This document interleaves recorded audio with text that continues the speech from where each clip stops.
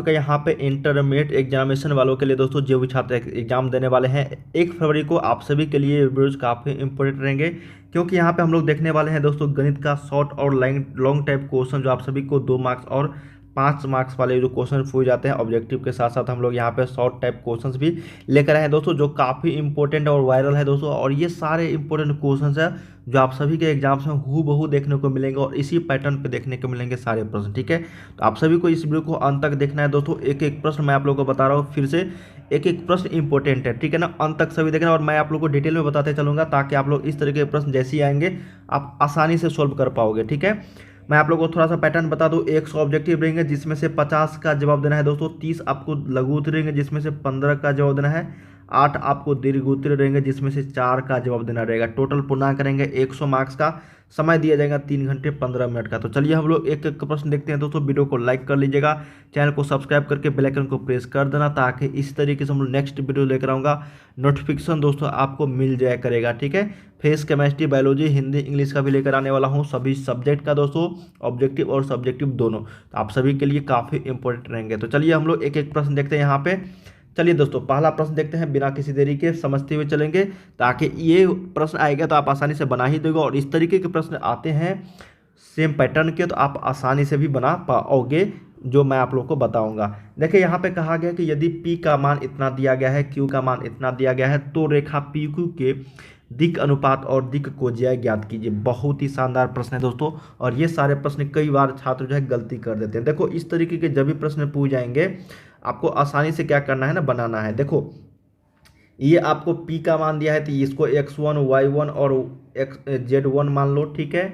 ये हो जाएगा आपका x2 y2 और y3, ठीक है ना। तो PQ के दिक् अनुपात, तो सबसे पहले हम लोग PQ के यहाँ पे दिक् अनुपात निकालेंगे दोस्तों। तो PQ के जो दिक् अनुपात हो जाएगा, मान लेते हैं कि हम लोग को x निकालना है, ठीक है ना। तो x का निकालने के लिए तो x2 माइनस x1 करेंगे, ठीक है। अगर वो यहाँ पर y निकालना है तो y2 माइनस y1 करेंगे।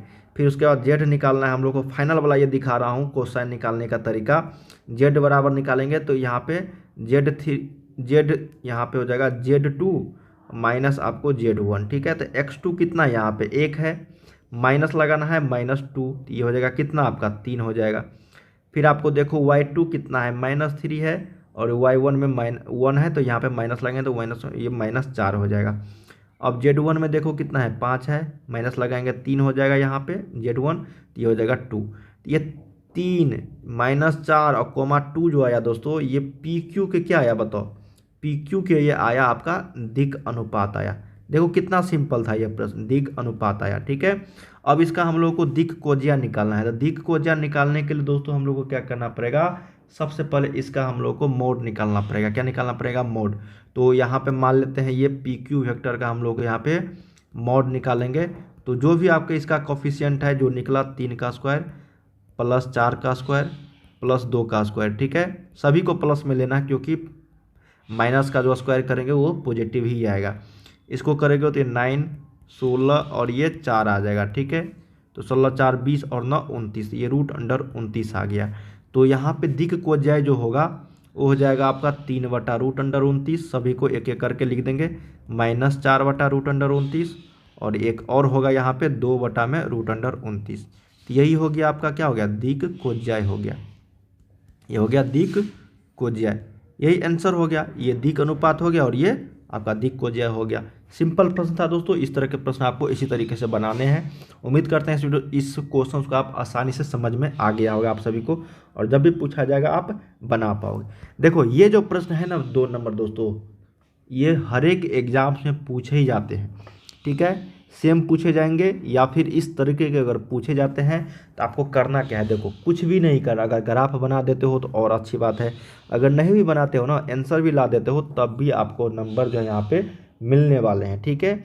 देखो यहाँ पे मैक्सिमाइज निकालना है दोस्तों, ठीक है ना। और ज़्यादा बेहतर होगा आप सभी इसको ग्राफ पेपर से बनाना, जब भी ये लीनियर प्रोग्रामिंग में, एक ही 12th में होता है लीनियर प्रोग्रामिंग, यहाँ पे ग्राफ पेपर का यूज होता है। तो इस तरह के प्रश्न आपको बनाना है। देखिए यहाँ पे मैंने आप लोगों को बताया था ऑब्जेक्टिव में इस तरह के प्रश्न, z बराबर अगर 4x + y दिया गया है, और ये x + y का जो एक कंडीशन दिया गया है, यहाँ पे x + y का मान जो है मैक्सिमम 50 होना चाहिए और 50 से कम होना चाहिए, ठीक है। और x का और y का मान 0 भी हो सकता है और 0 से बड़ा भी हो सकता है, माइनस में नहीं हो सकता है, समझ में आ रही ना। तो ये देखो मैक्सिमाइज निकालना है तो या तो x का मान 50 होगा तो y का मान 0 हो जाएगा दोस्तों। क्या होगा, y का मान यहाँ पे 0 हो जाएगा। अगर y का मान 50 हुआ तो x का मान हम लोग को 0 रखना पड़ेगा, ठीक है। तो मैक्सिमम होने के लिए दोस्तों यहाँ से हम लोग क्या करेंगे, देखो मैक्सिमम होने के लिए दो शर्त हम लोग करेंगे। पहली शर्त में हम लोग क्या करेंगे, देखो z का मान जो है यहाँ पे 4 गुने x के जगह पे 50 रखेंगे प्लस y का मान 0 रखेंगे तो ये हो गया 200। सेकेंड टर्म में हम लोग क्या करेंगे, z का मान यहाँ पे 4 गुने 0 रखेंगे x का मान, y का मान हम लोग 50 रखेंगे तो ये हो जाएगा 0 प्लस 50। देखो अब बताओ किस केस में ज़्यादा आ रहा है, किस केस में ज़्यादा आ रहा है, फर्स्ट केस में ना। इसका मतलब दोस्तों मैक्सिमम जो मान हो रहा है, मैक्सिमम मतलब महत्तम मान जो हो रहा है यहाँ पे, महत्तम मान किसका, z बराबर x plus 4x plus Y का, वो आपका कितना आ रहा है, 200 आ रहा है, ठीक है। तो यही आंसर हो गया, महत्तम मान कितना आ रहा है, 200 आ रहा है। सिंपल प्रश्न है दोस्तों, यही पूछा जाता है और इस तरीके के बनाओगे ना 2 में 2 मार्क्स आपको आसानी से मिल जाएंगे। और ये मुफ्त के नंबर है दोस्तों, हर एक बार एग्जाम्स में पूछे जाते रहे, प्रीवियस ईयर्स में दिख लो, हर एक बार एग्जाम्स में ये आप लोगों को देखने को मिलेंगे। चलिए दोस्तों अगला प्रश्न देखते हैं, थर्ड नंबर। अब ये तो फार्मूला है दोस्तों, यहाँ पे PA/B और PB/A निकालना है हम लोगों को, प्रोबेबिलिटी का क्वेश्चन है ये। कहा गया है कि यदि PA का मान दिया गया, देखो लिख देता हूँ, यदि PA का मान दिया गया है 3/8, ठीक है, और यहाँ पे PB का मान दिया गया है दोस्तों आपको कितना बताओ, 1/2। तो हमको निकालना क्या है दोस्तों, और PA इंटरसेक्शन B का भी मान दिया गया है 1/4। भाई निकालना है हम लोगों को PA/B व्हाट, और यहाँ पे PB/A, यही ना निकालना हम लोगों से। अब हम लोग क्या करेंगे दोस्तों, देखो इस तरह के प्रश्न को किस तरीके से बनाएंगे।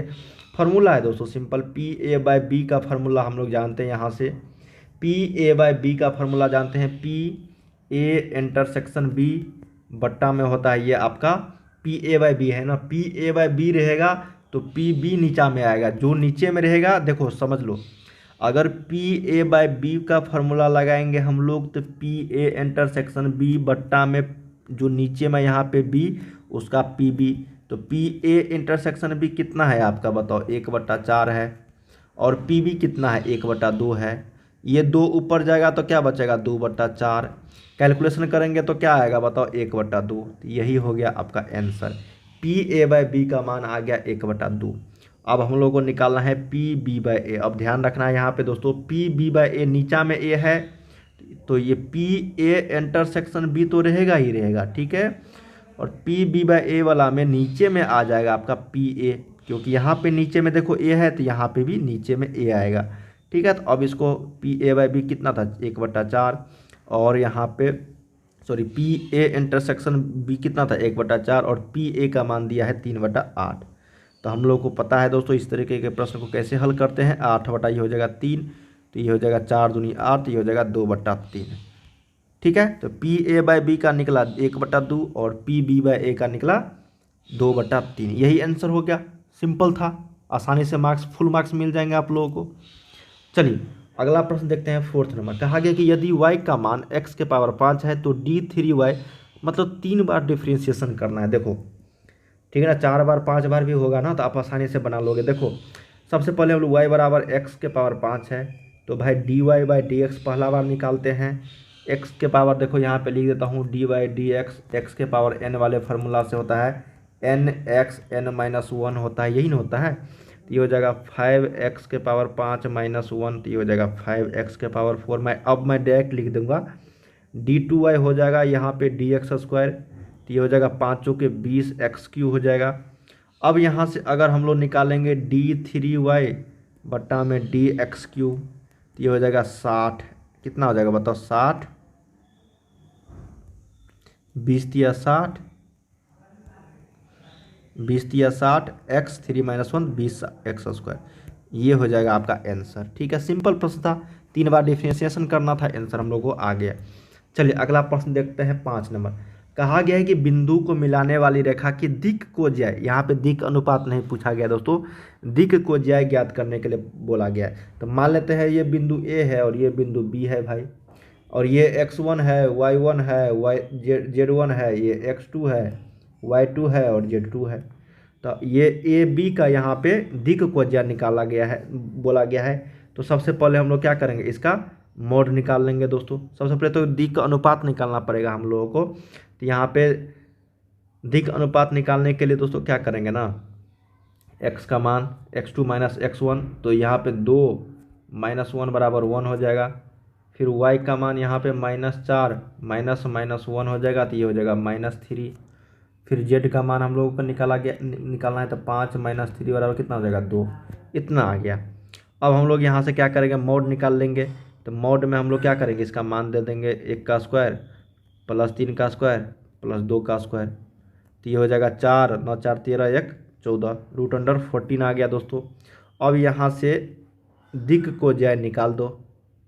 सिंपल रहता है ये प्रश्न, फ्री के नंबर होते हैं, अगर समझ में आती है तो आसानी से बना पाओगे। दिक् को ज्याय निकालने के लिए जो भी कोफिशिएंट यहाँ पे निकला है, तो ये हो जाएगा 1/√14 कोमा, फिर y वाला लिखना है -3 यहाँ पे √14, फिर आपको z वाला लिखना है 2/√14। यही आपका क्या हो गया दोस्तों, आंसर हो गया। ठीक है, या नहीं तो आप क्या लिख सकते हो ना, इसके जगह पे x2 माइनस x1 करके भी लिख सकते हो, इसके जगह पे y2 माइनस y1 के लिख भी, मतलब अपना विधि है, या बोलता है ना ये परीक्षार्थी यथासंभव अपने ही शब्दों में उत्तर दो। आप अपने हिसाब से भी इसको लिख सकते हो, बना सकते हो। ठीक है, तो चलिए इसका आंसर आ गया, ये दिक् को ज्याय पूछा गया था। अगला प्रश्न देख लेते हैं। कहा गया है कि सिद्ध करना है भाई कि sine inverse 3/5 minus cos inverse 12/13 बराबर साइन इनवर्स 16/65। तो ये तो फार्मूला है दोस्तों, हम लोगों ने पढ़ा है इसको फार्मूला को, कि साइन इनवर्स, देखो ये फार्मूला है क्या चीज़ का आप लोगों का, ये फार्मूला है दोस्तों साइन इनवर्स एक्स। देखो ना, ये है आपका साइन इनवर्स एक्स और माइनस है ये कॉस इनवर्स वाई। ठीक है, तो साइन इनवर्स एक्स आप प्लस आपको माइनस आपको कॉस इनवर्स वाई का जो यहाँ पे फार्मूला आप लोगों से पूछा गया है, यही मान हम लोग यहाँ पे रख देंगे, तो आप आसानी से इसका हल कर पाओगे। ठीक है, एक्चुअली दोस्तों ये फार्मूला होता ही नहीं है, ठीक है ना, इसके जगह पे यहाँ पे हो जाएगा साइन इनवर्स वाई। ठीक है ना, साइन इनवर्स वाई। अब देखो कॉस इनवर्स 12/13 है, तो इसको हम लोग साइन इनवर्स के फॉर्म में क्या लिखेंगे बताओ, इसका पहले हम लोग फार्मूला लिख देते हैं, sine inverse x minus sine inverse y का जो होता है, ये होता है आपका sine inverse x root under में ये होता है आपका 1 माइनस वाई स्क्वायर, फिर माइनस वाई रूट अंडर में 1 माइनस एक्स। थोड़ा सा कैलकुलेशन है, बस समझ में आ जाएगा आप लोगों को। अब देखो cos inverse sine inverse x यहाँ पे कितना दिया था, -3 साइन, देखो यहाँ पे लिख देता हूँ साइन इनवर्स 3/5, फिर आपको माइनस साइन इनवर्स में अगर मान रखोगे तो ये b/h होता है, तो p निकालोगे तो यहाँ पे p का मान आ जाएगा 5, क्योंकि ये लंब है 12, सॉरी आधार है 12 और कर्ण है 13, तो लंब कितना आ जाएगा आपको 5। तो साइन इनवर्स में ये हो जाएगा आपको साइन इनवर्स में 5/13। ठीक है, तो ये हम लोगों को क्या आ गया, sine inverse x plus minus sine inverse y वाले फार्मूला पे। तो मैं डायरेक्ट लिख देता हूँ साइन इनवर्स एक्स के जगह पे कितना है 3/5 है, फिर रूट अंडर में ये हो जाएगा 1 माइनस वाई स्क्वायर, तो 1 माइनस 5/13 का स्क्वायर। थोड़ा सा कैलकुलेशन है, लेकिन पूछ दिया जाता है तो क्या करोगे। ठीक है ना, माइनस वाई के जगह पे -5/13 है, root under 1 minus x square, तो 1 माइनस 3/5 का स्क्वायर। ठीक है, अब इसको थोड़ा सा क्या करना है, आप सभी को कैलकुलेशन कर देना है दोस्तों। तो ये हो जाएगा, मैं यहाँ लिख देता हूँ, देखो कैलकुलेशन करोगे तो ये हो जाएगा आपका साइन इनवर्स, ठीक है ना 3/5, और ये आपका हो जाएगा, देखो कैलकुलेशन करोगे तो ये हो जाएगा आपका 12/13। क्या हो जाएगा 12/13, माइनस आपको हो जाएगा ये 5/13, और इसको मल्टीप्लाई करोगे तो हो जाएगा 4/5। ठीक है, इसको अगर कैलकुलेशन करोगे आपस में दोस्तों सभी को, तो ये हो जाएगा आपका साइन इनवर्स 16/65। ये हो जाएगा RHS, जो यहाँ पे प्रूफ करना था, ठीक है ना। अब बोलोगे सर कि 1 - 5/13 का स्क्वायर को हल करेंगे तो यहाँ पे 12/13 कैसे आ जाएगा, ठीक है ना। तो आप एक बार हल करो तो 25/169 आ जाएगा। 169 में अगर 25 घटाएंगे तो कितना आएगा, 144 आएगा, और बटा में 169 रूट अंडर है तो ये कितना बचेगा बताओ ना, 12/13 होगा ना। थोड़ा सा कैलकुलेशन देखो, इस तरीके से क्वेश्चंस को डिजाइन ही किया जाता है दोस्तों, और दिया ही जाता है ताकि आपका जो ये LHS और RHS जो है ना ये प्रूफ हो जाए, ठीक है ना। और थोड़ा सा बस दिमाग लगाना होता है, कैलकुलेशन करना होता है, आसानी से आपको आगे जो क्वेश्चन है वो बनते हुए चले जाएंगे। तो चलिए अब हम लोग अगले प्रश्न की ओर बढ़ रहे हैं, 7 नंबर। अब ये सारणिक डिटर्मिनेंट का वैल्यू मैं आप लोग को कई बार बता रखा हूँ दोस्तों, किस तरीके से आपको बनाने हैं। यहाँ पे प्लस लेना है, माइनस लेना है, फिर प्लस लेना है, ठीक है। तो +4 लेते हैं पहले, ढकेंगे हम लोग इसको, और ये रो को कॉलम को देखो किसको ढकना है, इसको ढकना है और इसको ढकना है, ठीक है। तो ये हो जाएगा आपको 5, 7, 4 और 5, फिर -3 जिसको ले रहे हैं ना उसको ढकना है और कॉलम को ढकना है। तो 3, 5, 7, 4, 3, 5 को ढक देंगे तो बचेगा 9, 7 और नीचे वाला बचेगा 4, 5, फिर +5 तो ये हो जाएगा 9, 7, 5, 7। कैलकुलेशन कर दो भाई, 4, 5 चौके 20 -28, -3, 9 पंचे 45 -7 चौके 28, +5, 9 सत्ते 63 -35। बस थोड़ा सा कैलकुलेशन था, 4 गुने -8 हो जाएगा ये, फिर -3 गुने 45 में से 28 गया आपका 15 2 17, ठीक है। फिर +5, 63 में से आपका 35 गया, कितना बचा, 28 बचा। बस थोड़ा सा कैलकुलेशन था, कर दिया। तो ये हो जाएगा माइनस यहाँ पे 32, -17 या 51, प्लस आपको 28 पंचे कितना होगा, 140। इसको कैलकुलेशन करने के बाद आपका जो आंसर आएगा दोस्तों, ये बचेगा दोस्तों आपका 77। क्या बचेगा, 77, ठीक है। तो इस तरीके के प्रश्न आपको इसी तरीके से हल करने हैं दोस्तों। जब भी आपको डिटर्मिनेंट के क्वेश्चंस आएंगे तो प्लस माइनस प्लस करके आप इसी पैटर्न पे आसानी से हल कर सकते हो। चलिए अगले प्रश्न की हम लोग बढ़ रहे हैं यहाँ पे 8 नंबर। अब कहा गया कि सदिशों का गुणनफल यहाँ पे ए वेक्टर और बी वेक्टर दिया गया, उसका गुणनफल ज्ञात करने के लिए। तो हम लोग गुणनफल निकालना जानते हैं दोस्तों, किस तरीके से निकाला जाता है सदिशों का गुणनफल, उसको हम लोग यहाँ पे देख, ठीक है। A क्रॉस B यहाँ पे करेंगे हम लोग, A क्रॉस B वेक्टर बराबर, देखो इसको दो तरीके से हम लोग बना सकते हैं, ठीक है। या तो आप डायरेक्ट मल्टीप्लाई कर सकते हो और यहाँ से I क्रॉस I जो होता है वो 0 हो जाता है, और I क्रॉस J जो होता है वो आपका K वेक्टर के बराबर हो जाता है। इसी तरीके से J क्रॉस K बराबर I, K क्रॉस I बराबर J, ठीक है ना। अगर अपोजिट डायरेक्शन में रहेगा तो माइनस में हो जाती है, इसमें थोड़ा सा दिक्कत हो जाती है, ठीक है ना, मल्टीप्लाई करने में कहीं कहीं गड़बड़ आ जाता है। लेकिन मैं आप लोग को एक चीज़ यहाँ पे तरीका बताता हूँ जो आप लोग भी जानते होंगे दोस्तों। यहाँ से हम लोग क्या करेंगे, इसका मॉड लिख देंगे, I J K वेक्टर लिख देंगे, ठीक है।